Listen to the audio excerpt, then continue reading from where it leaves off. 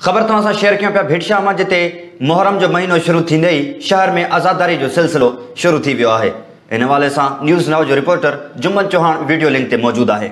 जी बिल्कुल, पहिरीं मुहर्रम खां वठी यूम आशूर ताईं भिटशा के बिल्कुल कारे गिलाफन सां ढके सोगवार बणायो वेंदो आहे ऐं भिटशा में 2 मरकज़ी मातमी जुलूस बरामद कया वेंदा आहिनि। अंजुमन शिया ने हैदर करार खंदक कमेटी ऐं अंजन में गुलामन अहल बैत पारां 2 मरकज़ी मातमी जुलूस बरामद कया वेंदा आहिनि।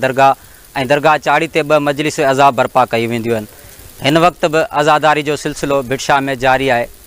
भिटशा ऐं आसपास जे इलाइक़नि मां जुलूसनि जी सूरत में हज़रत शाह अब्दुल लतीफ़ भिटाई ते मोमिन पुजी आज़ादारी करे मौला हुसैन खे पुरसो ॾींदा आहिनि। सिक्योरिटी जी ॻाल्हि कई वञे त सिक्योरिटी जा इंतज़ामात इंतिहाई सख़्तु कया वेंदा आहिनि। इज़ाफ़ी पुलिस एहलकार ऐं रेंजर्स जा एहलकार तैनात कया विया आहिनि ऐं अल अब्बास स्काउट पारां बि नौजवान सिक्योरिटी सर अंजाम ॾेई रहिया आहिनि। हिन वक़्तु बि आज़ादार हुसैन पारां मुख़्तलिफ़ जॻहियुनि ते सबीलूं क़ाइमु करे मौला अली असगर जी यादि खे ताज़ो कयो वेंदो आहे। हिन वक़्तु बि मुख़्तलिफ़ जॻहियुनि ते गाज़ी अब्बास अलमदार जो परचम कुशाई कई पई वञे।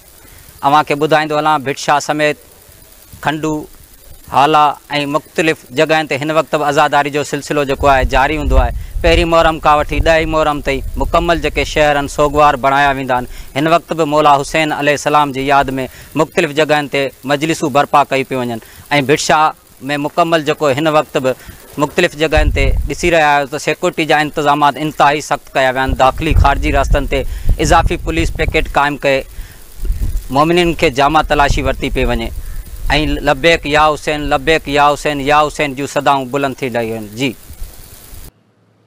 ठीकु आहे, महिरबानी जुम्मन चौहान तफ़सीलनि खां आगाह करण लाइ।